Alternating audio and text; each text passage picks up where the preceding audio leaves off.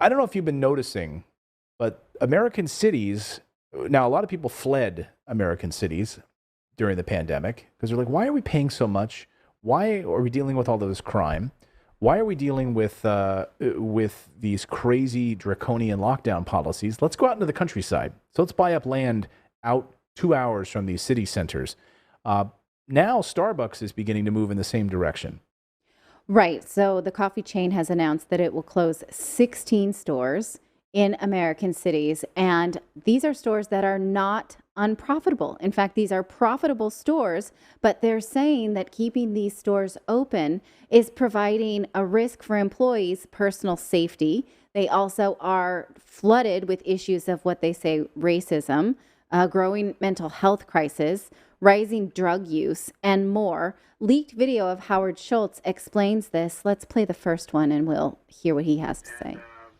I don't have to spend too much time on what's going on in the country and how America has become unsafe. But you all read the press release of the last couple of days about the fact that we are beginning to close stores that are not unprofitable. But we're closing stores as a result of the co-creation sessions that we've had.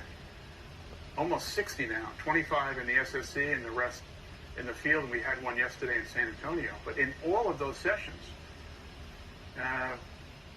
it has shocked me that one of the primary concerns that our retail partners have is their own personal safety. And then we heard the stories that go along with it about what happens in our bathrooms. The issue of mental illness, the issues of homelessness, and the issues of crime.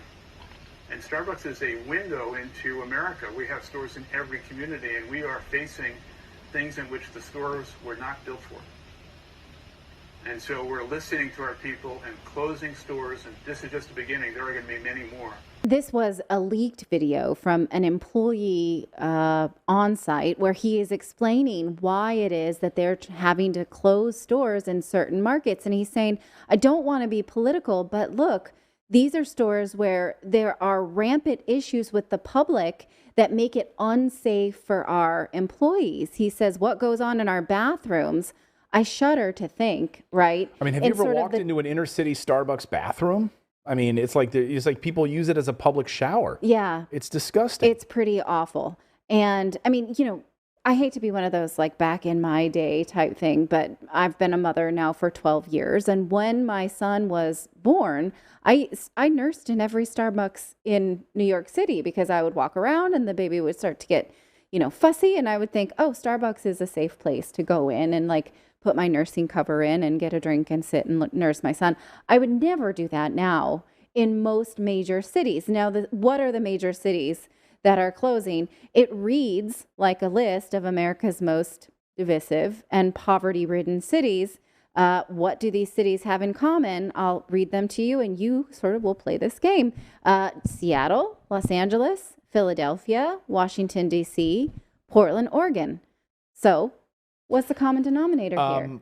Liberal policies, liberal Democratic mayors. Democratic mayors, right? And so he does mention in this next video clip, I hope you can hear it, that these Democratic mayors have advocated their responsibility in keeping their cities safe, making it so that he no longer feels comfortable doing business in these cities. Go ahead and play the second clip, please. Abdicated. In my view, at the local, state, and federal level, these governments across the country and leaders, mayors and governors and city councils, have abdicated their responsibility in fighting crime and addressing mental illness. And we are going to have to refine and transform and modernize many of the things we do to meet the needs of our customers in a very changing operating environment in which customer behavior is changing. Now, I say that, but at the same time, you need to understand something. Despite the challenges of COVID and post-COVID, and the changes in customer behavior in which over 50% of the business is drive-through, over 25% of the business is mobile order and pay, and the third place experience as it was designed seems to be less relevant. The demand for Starbucks coffee by our customers domestically and around the world has never been greater. So business is up. They can choose, right, to not do business in these markets. Now, he says Democratic governors, but we see this sort of as endemic of other elected officials as well. Just in San Francisco, last month, the district attorney was recalled in the general election because San Francisco, who, is full of full of liberal people who get on board with this defund the police, actually want safer cities. They want to live in a place where you can't just, have your car broken into once a month, right? So people want reasonable law enforcement or any. And so this liberal momentum to not police crime has left a great swath of moderates who are suffering. Yeah, I mean, look, here's just like an example. Take a look at some video here. I mean, see if you can name these cities. Like here, well, they would not even name them. Like this is San Francisco. That looks like Portland. Oh, it is? No. I mean, you could really take your pick, but no, this is San Francisco. People just they wake up, there's drugs, people camped out, literally going to the bathroom on streets. Yeah, that's the Tenderloin district right there. Starbucks in San Francisco just being smashed open. This is what happens on a regular basis. That's Portland. So this is in Portland. We have some more. Can you name this city? This is a big tent city, right outside of the city of Seattle. Huge tent city. This is America. These are America's liberal cities. Let's play this video and let's see if in the chat you guys can figure this out. Go ahead and just play one of these, Philip. We'll see if people can figure this out. All right. Can you guys name this? This is not a war zone. You are not looking at Yemen. You're not looking at Syria. It's Philadelphia. Well, thank you. Oh, I'm guessing. Oh, you are? Yeah, Okay. I'm guessing. I was going to guess Chicago. Okay. I thought you read ahead. Yeah. No, I didn't. Okay, but yes, Philly. People. Yep, that's Philly. That's Philly. Here's another one. Let's put this one up here. Don't answer it, Natalie. Let's see if people in the chat can figure out what city this is in America. Another liberal-run city. Just go ahead and play that one there, Philip. Yeah. Can you guys name? I think I know. Okay, don't say it. Don't say it. I won't. Okay, let everyone in the chat, you can just drop it in the comments if you think you know what city this is. Burned out. I mean, this, by the way, this area in the 1950s, booming, thriving. Yep, overwhelming. You got it right. That's Detroit. Some people saying Baltimore. Oh, I was going to say, yeah. Cleveland. Nope, that's Detroit. Yeah, that's Detroit. That looks like 8 Mile. Look in San Francisco. This is the BART station. This is the Bay Area Rapid Transit Station. And these stations now are literally home to just heroin addicts. This is where people sleep. Could you imagine sending your kid coming home from school on these transit on the BART authority hey, you got to come home.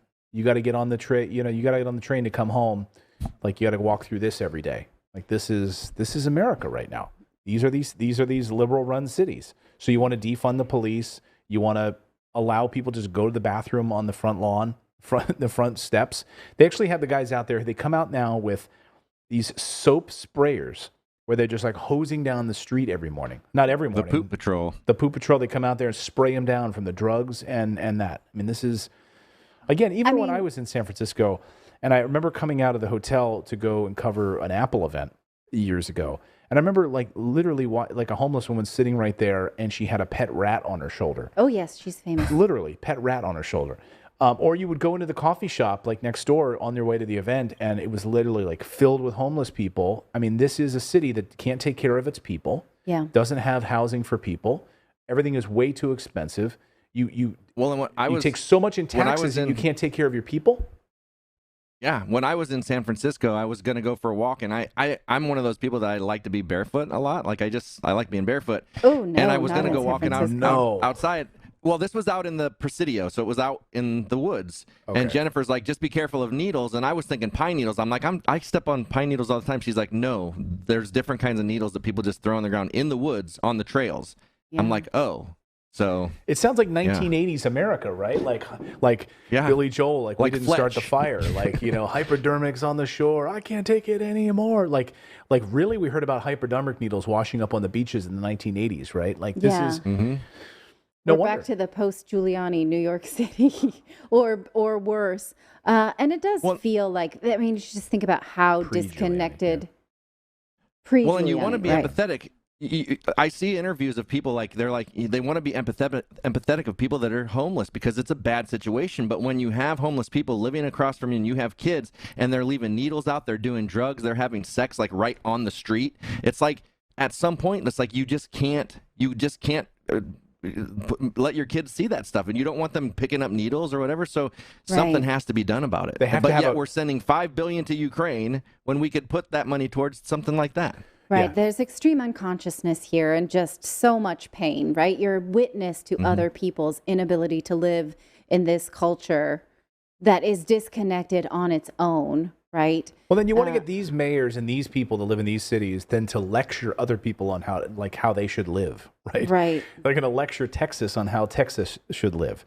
They're going to, so when you hear about these stories about Texas looking to secede, why? Like, why wouldn't they? Why wouldn't they at this point, right? Why? And what's the purpose for the mockery of like liberals in the press, like, oh, Texas, look at Texas wants to go out on its own. Yeah, maybe they do. Maybe they do want to be self-sustaining. Yeah. Where else are you going to go get your oil from? Where, again, because you want to live like this. Right. I mean, you saw the video the other day too of San Francisco where these people are getting off the school bus. The dad is like, this is what my kids see when they get off the school bus. And it's just all of these, heroin addicts laying there, shooting up, right? And they have to have police escorts now, driving them with the motorcycle police officers to get them home. One mom's saying, she's like, I have to come out here every day to make sure that my baby's all right on the way home from school because of this. Yeah. Of this mess. Like, this is America right now. And this is sort of what happens when I definitely feel empathetic for these movements when you see innocent people killed by police and then you think, oh, is defunding the police the right answer to this? Because then would unarmed black men be safer if that happens? Well, clearly there is a formula at which none of us are safer, right? And so when you swing so hard to the left and then you realize, no, actually most of the country wants sort of more moderate law enforcement where we all can just sort of walk down the street and not see people who are just out of their mind because of an addiction and no government agency that can help them, right? And so it's a conundrum, but we have to take responsibility for it collectively, especially if we have sort of tried to find the more empathetic solution to violence on black men and then found ourselves here, right? Well, the pendulum has swung so far. And now you have literally President Biden who can't put two sentences together. Probably will not finish out his term at this point. I mean, I don't know who's going to, who they're lining up to try to replace him. Kamala Harris is now doing fundraising events, but that's not going to fly.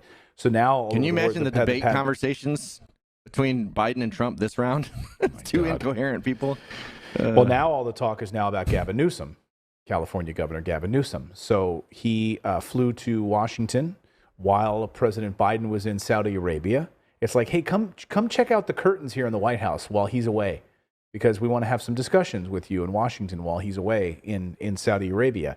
So now the question is, okay, so you've got a governor that has a surplus because of high taxes. So they've got a surplus in California, and you've got cities that are crumbling, and people are sleeping on the streets in tent cities. Yeah. Skid Row in Los Angeles. People, laying on the streets with needles in their arms in San Francisco. The Bay Area Rapid Transit Station, they're turned into homeless shelters, right? Yeah. I mean, the list goes on in California. And so that's going to be the guy that Democrats are going to put up in 2024? I mean, but it's a draconian state, right? My father owns a fairly large landscaping company in the Bay Area, and his landscaping firm is the only business on the street that has a hose. And so homeless people come overnight and do their laundry or use the hose. They hook up to it and they shower or they hang out there, and California law allows for it, and he can't stop them. And so a lot of times he'll drive up and have to ask people, please don't be showering here.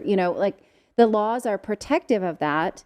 So, I don't know. Do you want to shine a light on what it's like to actually live in California as someone who's trying to be empathetic but run a business? Right. That will be interesting, right? And you put that track record of the pandemic against, say, Ron DeSantis, who it seems like the Republican Party is grooming as their next runner-up. Okay, we're watching. This is going to be, get some popcorn out in America, like, and watch. I mean, yeah, if Ron DeSantis is the guy on the Republican side, if Trump doesn't run, although he is likely running, he sort of made that announcement offhandedly the other day. So would it be a Trump DeSantis ticket versus a Gavin Newsom, who knows what? I mean, I don't know what's going to happen, but it's going to be the difference between San Diego going back into mask mandates, in schools this week and new lockdowns coming versus Ron DeSantis, some saying that, okay, he is more of a globalist. He might be more of a neocon in disguise. Maybe, we don't know. We'll see. It's going to be an interesting debate. I feel like Newsom and DeSantis are at least articulate. Like, we'd be able to understand what they're talking about. They would complete sentences. Yes, and they are representative of the American populace in terms of their age. Yeah. They know how to use the internet. I would definitely find comfort in having somebody much younger. Not 80 years old. Running. Not someone who's propped up by I don't want to be pills. ageist, but at this point, right, I think that... Yeah, I mean, it's not about being ageist. It's about being, when someone's in mental cognitive decline, and the reports from White House doctors are that there are witnesses now seeing that President Biden is with Jill's supervision, being given cognitive pills, and before you're talking to him, he's just like talking to a 2-year-old, and then giving him these cognitive pills actually props him up for a little bit of time. Like, that's your president of the United States, the leader of the free world, and now we're going to wait 2 more years before that even, like, the second term? Yeah, to make them surrender their driver's license, right? Like, if you can't drive, like, could you imagine? I guarantee Biden doesn't have a driver's license anymore. But, like, at some point, if they have to retire their driver's license, they should have to retire a presidency. That's just what I would think. Yeah. Well. Yeah. Okay. You're in charge of the nuclear codes, I mean, like, you're in charge. Yes. You're in charge of deciding whether or not, our countries get wiped off the face of the earth. Although now we saw with General Mark Milley at the January 6th, right? Like, basically saying, like, if Trump was going to try to push for some sort of nuclear option, he removed his powers. General Mark Milley basically said, we tamped down President Trump. We put things in place to make sure that he wouldn't do or go rogue. I mean, think about that for a second. You literally have one of the highest ranking members of the U.S. military coming out and saying that we took power away from the president, the commander in chief. So imagine now what would happen with a cognitive declined president with the power of the military. No, I don't want to. Thank you so much for subscribing to our channel. We've been banned, we've been blocked, we've been censored. That's why we started our own website, to stay connected with you for free. That's right. So head on over to redacted.inc and make sure you're connected with us. You can sign up again at redacted.inc, not .com.